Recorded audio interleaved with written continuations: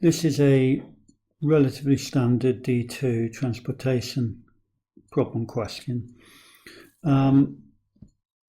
We know the idea of a transportation problem is to, we are following a three-stage process really. We're finding an initial solution, and the normal way we do that is with the northwest corner method. We then determine step 2 if that's optimum by working out shadow costs and improvement indices.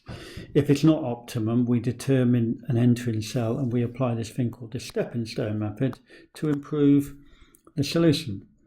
Okay, and then we check again, we go back to step 2 to check if this is optimum, working out shadow costs and improvement indices, and again, and so on until it's an optimum solution.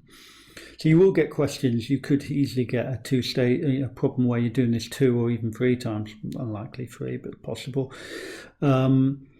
which is relatively unstructured. It just tells you to do it. Just do a couple of iterations and work out an optimum solution.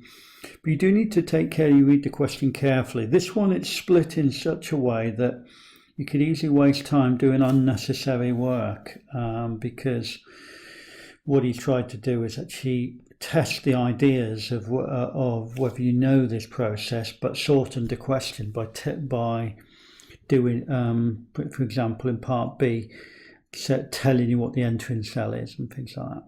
Okay, so let's get on with the question. We're going to do the northwest corner method, but before we do that, can I just say that one of the confusions that we do get is we can just get mixed up with the numbers. Those numbers I've just circled there are costs per unit they represent the unit cost for every unit that's transported from, for example, A to 1 is 10.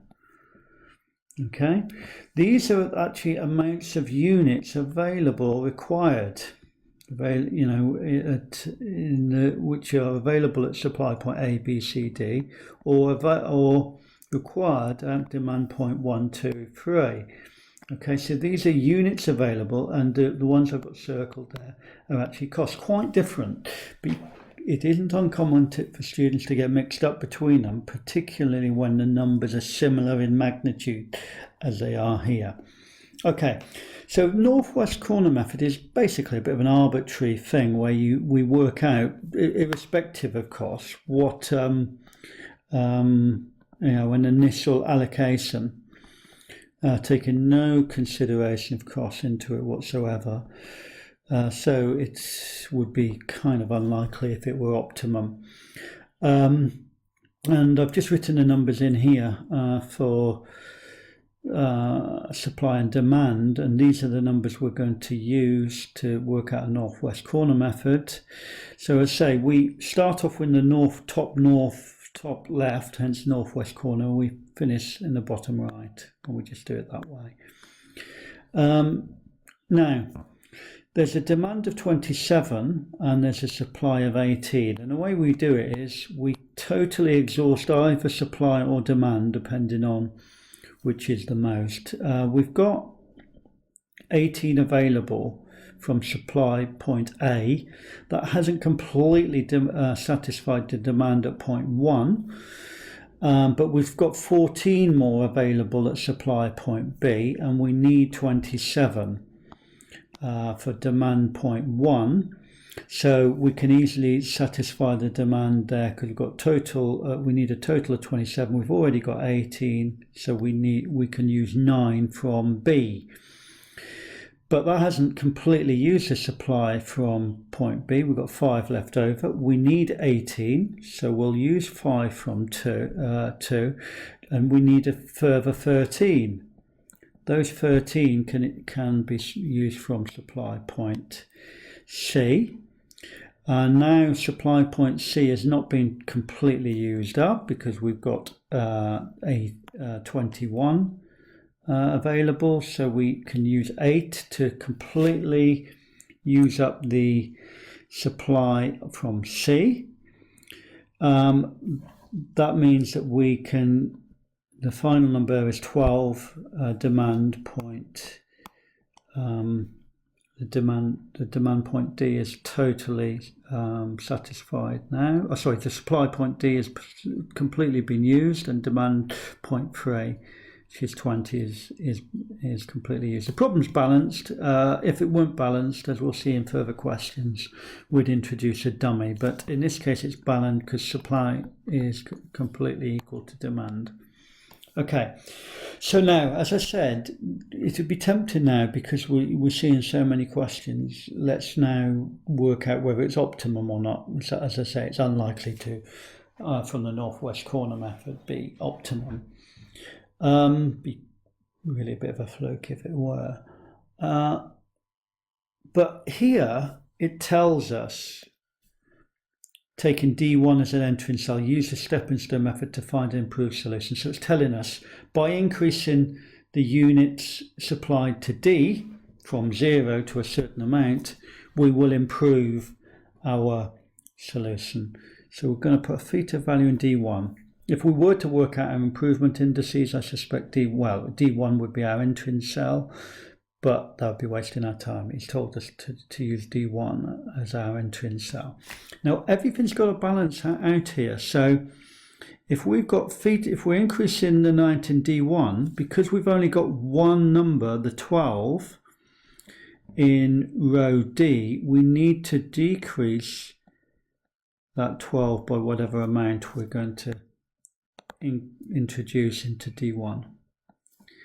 Okay, but in turn, we've now in column 3, that needs to balance out. It needs to total 20. So the 8, we need to increase now that by a certain amount. And then similarly, row C has to balance. So if we've increased C3, we need to decrease by the same amount in C2. And now we're into column 2. We need to increase that, and it should all eventually come back to where we started. So we've got 5 plus theta in B2. We're increasing the amount by theta in B2, but we need to balance out row B. So that's 9 minus theta in row B. That means that 18 is the one number in this particular case where it stays the same. We wouldn't have been able to go up to the 9 minus theta first, because we wouldn't have known whether 18 minus theta, well, I suppose we could have deduced that by knowing that row 18 is the only number in that row, so we couldn't have changed that one. Anyway, that's our improved solution. Now we look for the largest number available. And looking at this, we've got 12 minus theta, 13 minus theta, and 9 minus theta. We make theta as large as possible, can't be negative, so we've got theta equals to 9.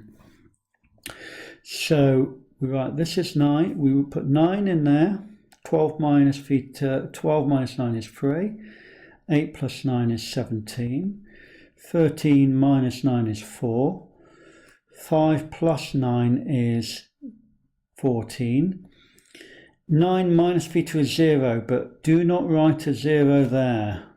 That's our exiting cell.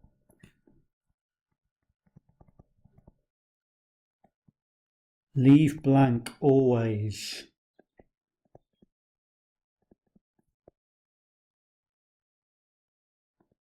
Of course, we've still got the 18. The reason for that is during every stage of the process, we need to have the correct number of entries in the cells, which is n plus m minus 1, where n is the number of rows, m the number of columns. Now here we've got 4 rows and 3 columns, so that's 3 plus 4, which is 7, minus 1, which is 6. So we need 6 entries, and we can see we've got 6 entries there, and it needs to be like that for every stage. Okay, that will be penalised if you actually put a 0 in there, because it's wrong. The algorithm doesn't work unless we do that. Okay, so that's part B done. Question C. Now they're getting us to work out improvement indices. Now what I would do at this stage, because as I've mentioned, is we've got to start considering costs now to see how we might improve whether our actual solution can be improved from our actual numbers here. So, but what I would do is write in the numbers that correspond to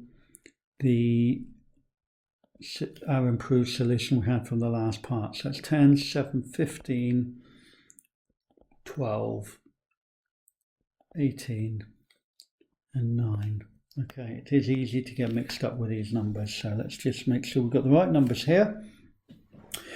And now we're going to work out shadow costs. Now, shadow costs are basically relative costs. It is perfectly okay to write the numbers alongside the rows and in the columns. You don't have to write them as equations, but essentially that's what we have. We do have equations for, we've got 7 unknowns: SA, SB, SC, SD, and D1, D2, D3. And we can make up 6 equations from those. But of course that won't be enough to work out what these are, but that doesn't matter. We're actually interested in relative cost, so we set one of them 0. It is normal, so please stick to normal. Don't try and be awkward and put a 0 anywhere else. It is normal to put our 0 in that row there. That's what most people do, so it's better to do what most people do. So we put 0 there, and we've got to have supply and demand costs, shadow costs, add into the appropriate amount in this table. So our D1, the demand shadow cost there, it would be 10. Now looking at the number here, we can now say that this number is -1 because 10 take away 1 is 9. And we can just work around the table until all our shadow costs are worked out. We can see that -1 plus the number here must be equal to 18, the shadow cost here. So that must be 19 here. So 19, we need to get 12, so there must be a shadow cost of -7 here. Okay, -7, and now that means we can work out the number here, because that number plus -7 must be equal to 15, so that number is 22. And so that number is 22, and then 22 plus the final shadow cost here must be equal to -7, so that must mean that this number here is -15. So now we can work out our improvement indices, which refer to the blank cells that we have here. Now some people write these in, but if you were able to color code like I am, maybe, but sometimes it can get a little bit noisy in some of these tables. I know some people often put things in 2 amounts so that they can see both side by side. The best is to find your own way with this, so long as you're distinguishing between what you're doing.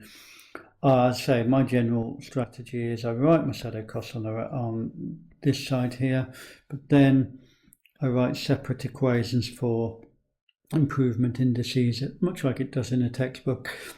So the improvement indice A1, well, not A1, that's one of our actual things from before. B1, improvement indices are for the blank cells, will be equal to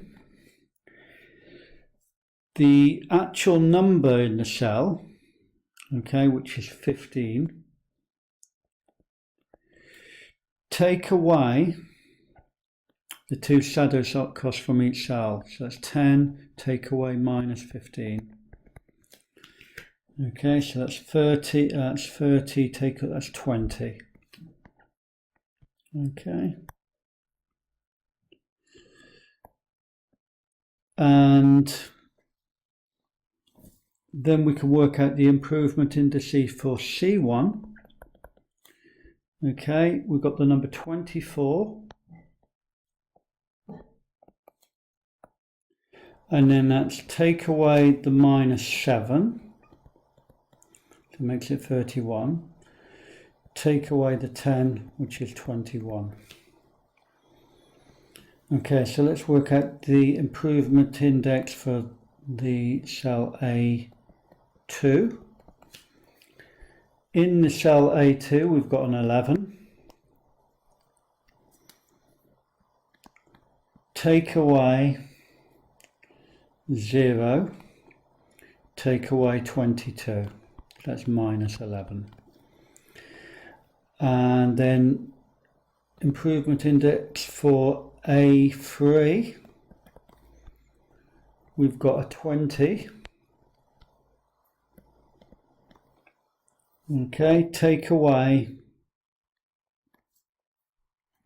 the 0, take away 19, and that equals 1. Okay, improvement index for B3 equals to, look at what's in B3, 13. Take away negative 7 from here. Take away 19. That's also equal to 1. And finally, improvement index for D2. That's 21. Is in the cell. Take away minus 1. Take away 22, which is equal to 0. Just looking over again, I think I have made a mistake with, just shows you, this number here, I read off the minus 7, so do take care. I should have read off minus 15. It wouldn't make a difference to the next entering cell, but it would make a difference. So that would be penalised. All your improvement indices will be checked, so that there actually makes it 13 minus 15, which is 28. Take away 9, which is 9. Okay, and okay, so that means that we are now done, and it's not optimum. So we're going to choose because of the negative. So this is going to be our entering cell.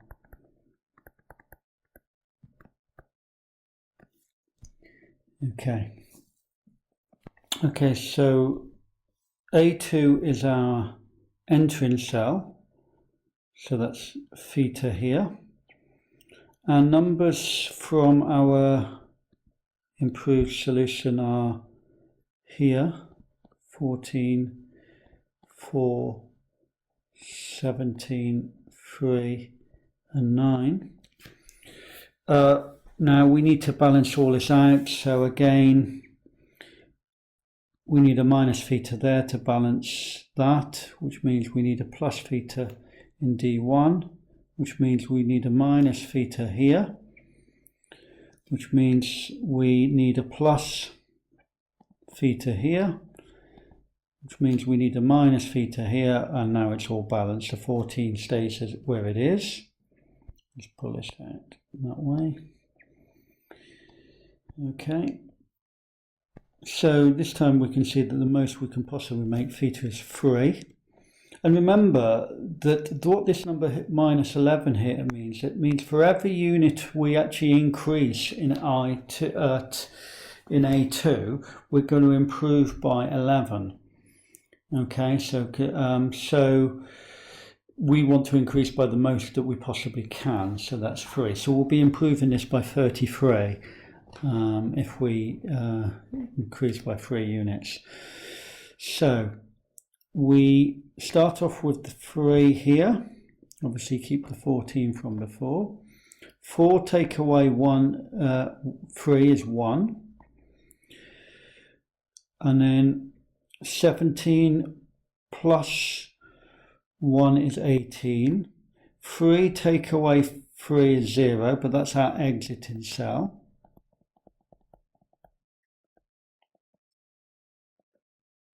D3. 9 plus 3 is 12, and 18 minus 3 is 15. That is now our new allocation, new kind of solution. So that is actually done. That's part C done. Quite a lot to do for 4 marks, so do take care. Probably I've been waffling on a bit, so it wouldn't take as long as it's taken me to describe it, but it's probably something where you just need to take care to pick your marks up, but be efficient as well. Find a system, as I say, that works for you.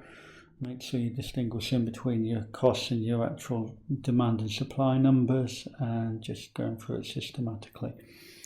Okay, finally, now it says determine whether your current solution is optimal, given a reason for your answer. So we're going to have to do shadow cost and improvement indices yet again. Okay, so let's write in the numbers that from our cells from before.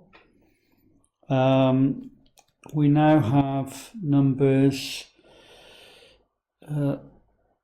15, 3, 14 and 1. They go to 10, 11.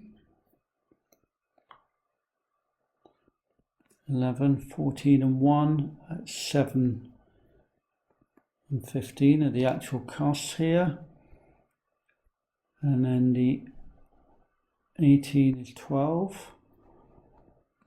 And the 12 down at the bottom is 9. Okay, so let's work out improvement indices and all that. Start off at 0 here. Okay, to work out our shadow costs, 0 plus 10 would give us 10. We get a minus 1 here. And we get a 11 here. 11, must make the number here minus 4, because 11 minus 4 is 7. And it must make the number here plus 4, because 11 plus 4 is 15. And that must make the number here, here in this cell in the top column here, top as 8, because 8 plus 4 equals to 12. Okay, so I think that looks right. Yeah. Okay, so now I can work out my improvement indices.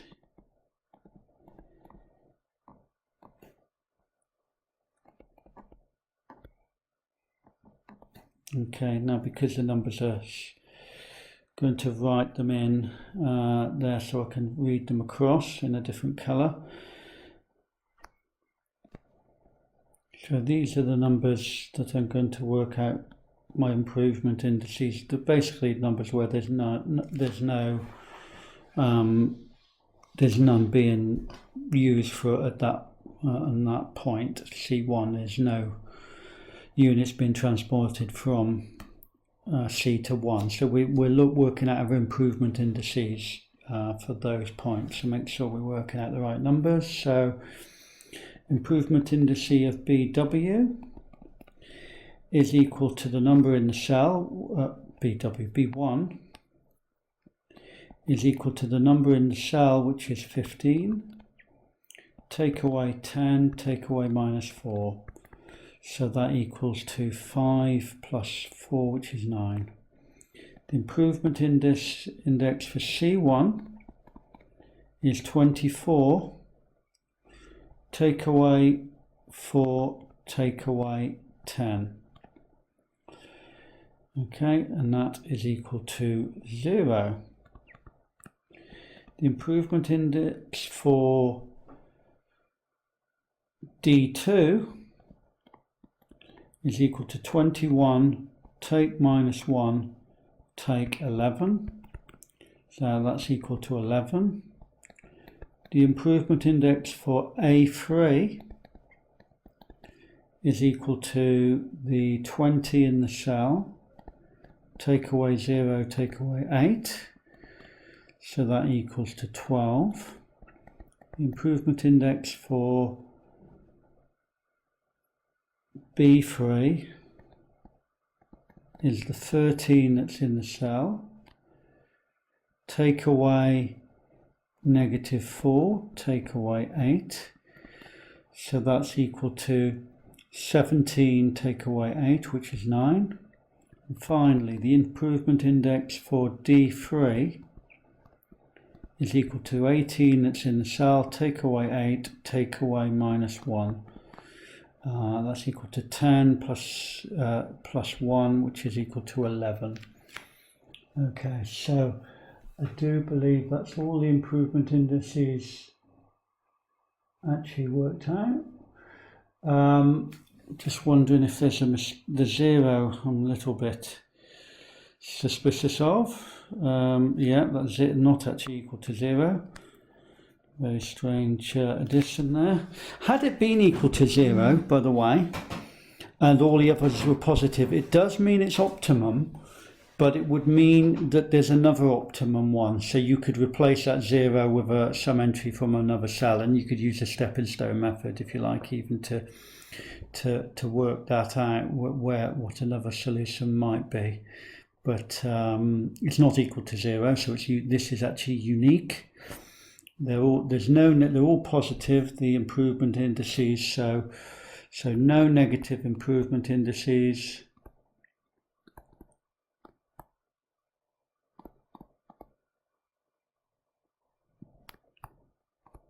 So therefore, the solution is optimum.